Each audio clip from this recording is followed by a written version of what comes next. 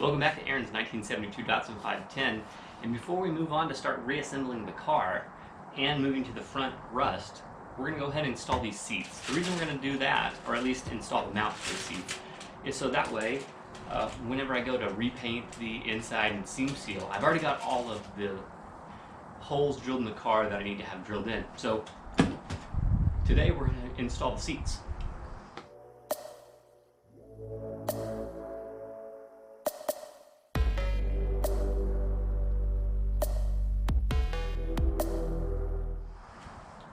So the way that I'm going to do that is first I'm going to install the original seat mounts, just sort of put them in place, see what they look like, and then figure out whether or not I need to change the way they mount or whether I can adapt from where they were to what they should be.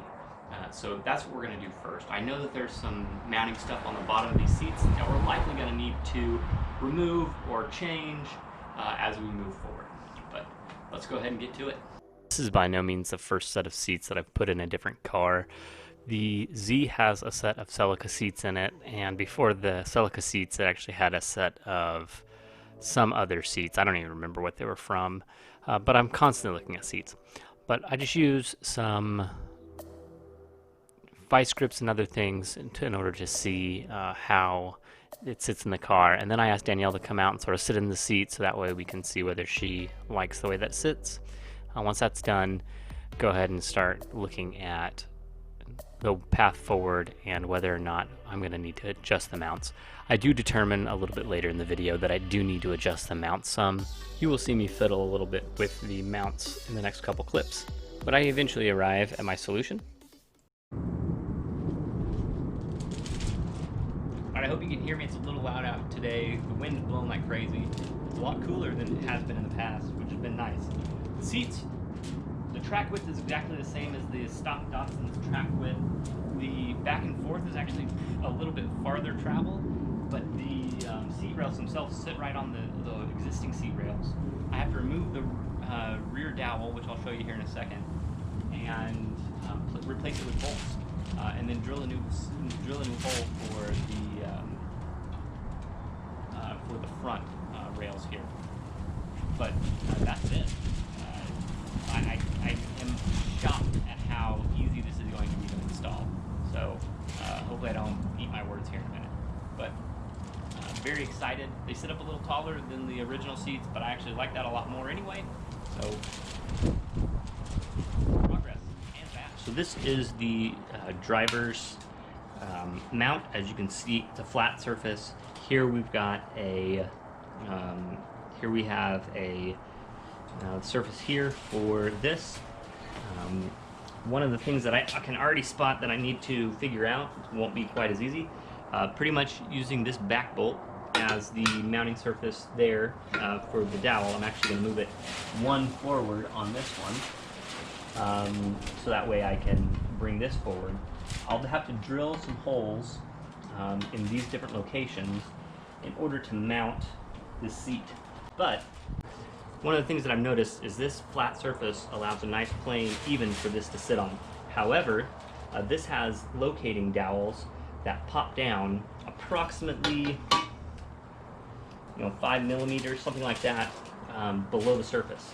So what I really need to do is just mark these holes and drill a spot along all of this, and then maybe dimple it down in order to provide a little bit more structure there as well. I might do that. We'll see. But that's the next step. And I'm going to remove all of this electronic stuff. I believe this thing might have seat heaters. I'm going to leave those in, but I'm not going to wire them up obviously right now. So let's go ahead and remove the seat belt. I'm going to think on this a little bit more, but we'll keep moving forward. I start by removing the seatbelt latch. It's just held on with a Torx head bolt. It is on pretty tight, so I ended up taking that off, and then I removed the electronics out from underneath the seat.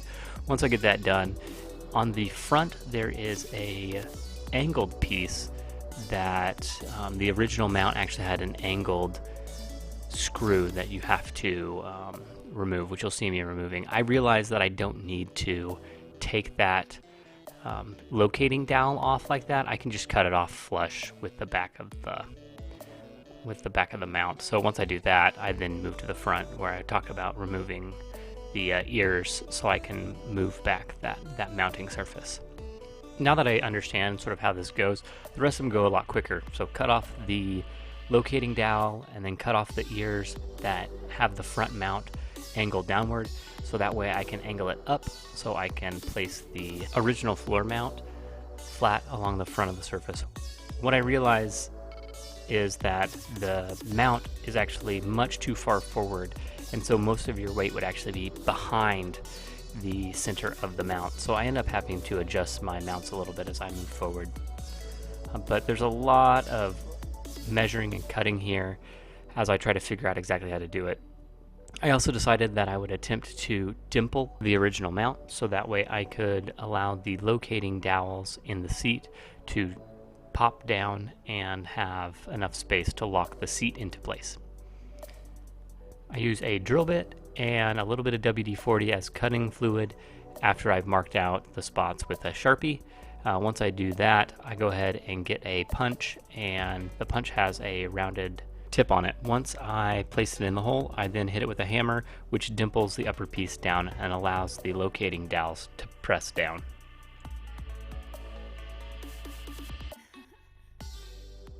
Did a little fiddling around, just trying to get this all set up and ready to go.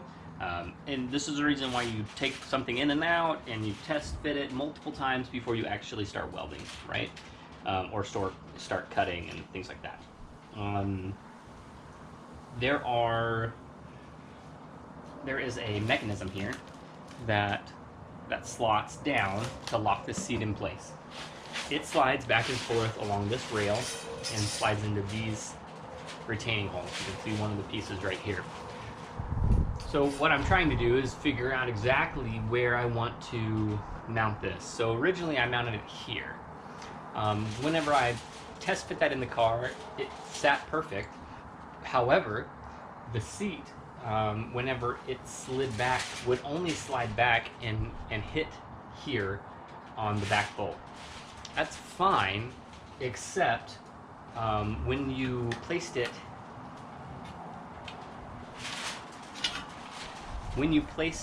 here, that then left a large portion of this seat in the very back of the car, sort of sticking out and taking up the rear portion of the car. So I have to ask myself, is that worth it? Because then you're encroaching on the people in the back seat space with all this extra metal. Whereas if I were to mount this portion forward, you don't use this portion of your seat, right? Like this is underneath the floorboard where you're sitting, and so I could actually cut this off, save a little bit of weight, not that that's really all that important right now, but save a little bit of weight as well as maintain seat space in the back of the car. So those are the things that are going through my head as I'm working through this. And the answer for me right now seems to be, well, I want to mount this back as far as I can mount it, where it'll bottom out on this rear bolt. And that way you'll also have the mount of the seat as sort of like over, with the least amount of overhang in the back. So right now, this seat is what you would consider to be all the way forward. So that means that the rear of your butt is past the mounting point, but it's always going to be past the mounting point. If I were to mount it back here, I would actually hit on a peg inside, which would then artificially constrain me from sliding back any farther. So another way to do this, to maintain an even larger amount of movement, is to extend this piece out a little bit further to here. In fact, the more I think about it, the more I like that idea. It would require me to weld, which I didn't really want to do. That would actually give me additional travel back. with the seat, which would allow me to help taller drivers by providing an additional what looks to be about 2 inches of travel backwards. I think that is going to be what I end up doing. So stand by, we'll go ahead, and again, I'm thinking through how I want to get this done. I think that might be the best option. I know I said a couple videos that I wouldn't sing, but we need a measure cutting montage. We need to look at the things and measure them with some kind of measuring device and make a little template out of paper and then cut it out, cut it out. Once we cut it out, we'll bend it into shape. Once we cut it out and bend it into shape, it's gonna be great. I hope you really enjoyed that. So here's the extender plate that I think will work great for the car. So what I'm going to do is I thought originally about cutting right here and then flush mounting it right there and extending it out. But honestly, like, I think it'll probably be better just to have it overlap here. That'll actually give a little bit of a standoff distance right here, which will allow the pieces to slip in better.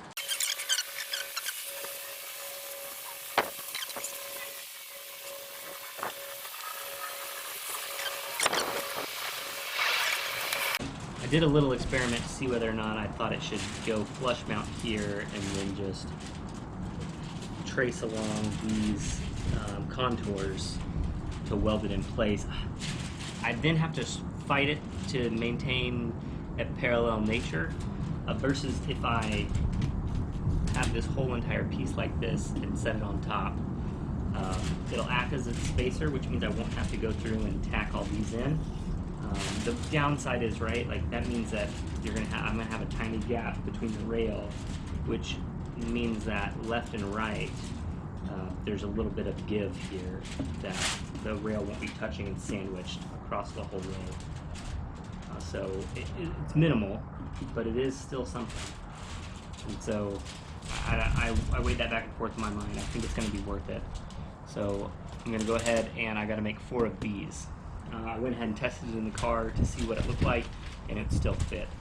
So I'll bend these down, and then I will actually bend this down as well, just to give this more rigidity. Obviously, this is a piece of paper, not metal. I start by tracing it out on the metal I have, and once I get that done, I go ahead and start cutting out the pieces. You'll see that I cut out the first one, then cut out the second one, third one, and the fourth one. Oh, wait, nope, needed to change that blade. Now I got the fourth one cut out. Alright, so I go ahead and trace the template out just so I can know where I need to bend. This metal is actually too large for my brake, and so my metal brake, and so I end up having to just bend it all in the whatchamacallit. Once I get that done, I then sort of smooth out the edges and get it placed onto the new mount. This will allow me to weld it in place. Some of the old bolts that hold on the original mount had broken whenever I was removing the piece, so I ended up having to cut them off, and then I'll drill out those studs so that way I can place in new bolts as I move forward. I wouldn't suggest, if I was you, to have your vise on the ground. I would actually suggest that you do what normal intelligent people do and place it on a bench. I'm just a moron and didn't do that. So once I get that out of the way and ready to go, I go ahead and place the new piece on and sort of get it tacked into place and then weld it fully into place. Oh man, this project has taken a while, but never fear, we're moving forward, which is good. You see I'm cleaning up all the mounts for the rest of them, so that way I can weld these new pieces on. Alright, got one done. As you can see, it just extends out this piece, so that way whenever it's sitting on the ground, I've got an extra spot here. I've got to still drill a hole and then paint it all, but this is now complete. Now I just got to make the other 3. Oh wait, I already made the other 3. So Now I just got to attach them to these pieces. All of these pieces are out of the car except for one, the driver's side. I'm not going to take it out because I don't want to break any more bolts. I also got to repair this piece right here and right here. So I'll do that while I wait. I don't want to be accused of dishonesty. I have shown you every single other part of this build. Here's me bending these 3 other pieces into shape. Once I get that done, I go ahead and fix the original mount that had the bolts break off by welding on new pieces. Check out the way that this weld goes across. The red line. Really cool looking. Once I get that piece on, I go ahead and drill out the new holes for the bolts as I move forward.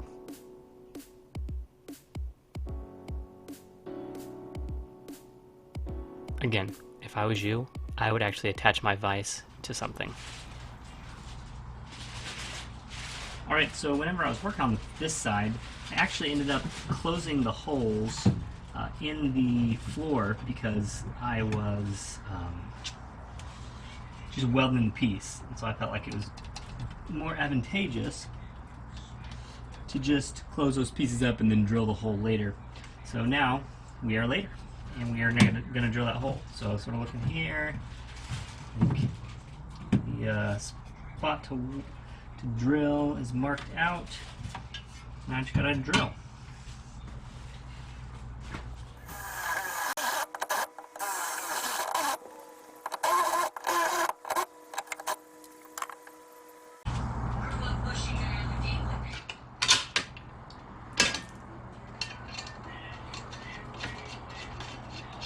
So now we have to determine where the mounting hole will be on this back. So get it centered, come around here to this side, and we will mark center of the hole. This one's going to be a little bit more of a notch, so we've got a little bit more space, which is what the stock one did in this back area as well, as you see. So we've got a mark for it. Now we'll go ahead and drill it out. If someone has a better way to do this, I am all ears. I started out by just drilling 2 holes, one on each side, and then connecting them with my dremel. I don't think that's really the best way to do this moving forward, but man, like I said, I just don't have a better way to do it.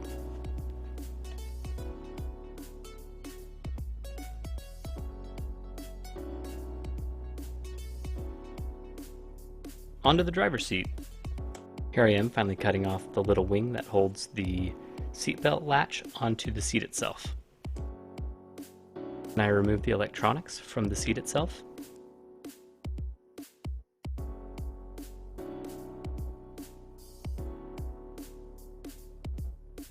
Then I remove the locating dowels as well as the front ears that make the front mount angle downward, and then I bend them into place using a 3-pound sledge.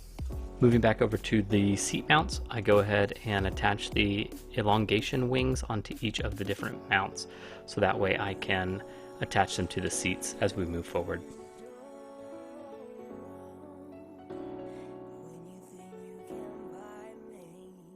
Not wanting to take this mount out does come with a little bit of risk. You can see that straw right there. Definitely don't want to catch it on fire, which I didn't do. For those of you that don't know, I know I'm super lucky to have a really cool Datsun Z in my driveway, as well as a Nissan Figaro while I'm working on this 510. So I do feel really blessed, and I will say that for those of you that don't sort of know how long these videos take me to make, they take me a while. I'm actually recording this voiceover the day before Thanksgiving. To put this in perspective, I will have a video at some point in time where I say, hey, it's like the day before Thanksgiving, or it's Thanksgiving Day. It'll be many, many months from now that you see that video. But if you like what you see, go ahead and mention it, and maybe mention this channel to a friend of yours, so that way I can grow a little bit. It would be really cool to see this channel to grow past the 1,000 subscriber mark, which is really what I'm shooting for now. Getting the seat mocked up into the car is always a great feeling. So this is the driver's seat in. I don't have all the bolts tight. I've got to take them out anyway to do all of the floor work that I need to do. That being said, This is in. It's actually slightly farther away from the steering wheel than I like to be, which is good because I'll just use the sliders and slide it forward. That's actually a little bit too close. But there we go. I really, really like it. I think they look nice. I think they're gonna hold up pretty well. So Mercedes CLK is what the seats came out of. This is going to be the end of this video because I've got to still do a whole bunch of stuff to the interior. But I hope you enjoyed it. Once again, I had to, in order to give myself a little bit more travel in the seat, I went ahead and added the extenders onto the back of the mounts, as you saw. I also let them go up a little bit higher. That allows me to a little bit of gap here, so that way the seat positioners can actually push down a little bit farther. But I really like, I'm digging it. I think the shoulder harnesses come in nice, and these are accessible, and then the headrest will be able to go on as well. So all in all, I think it's a really good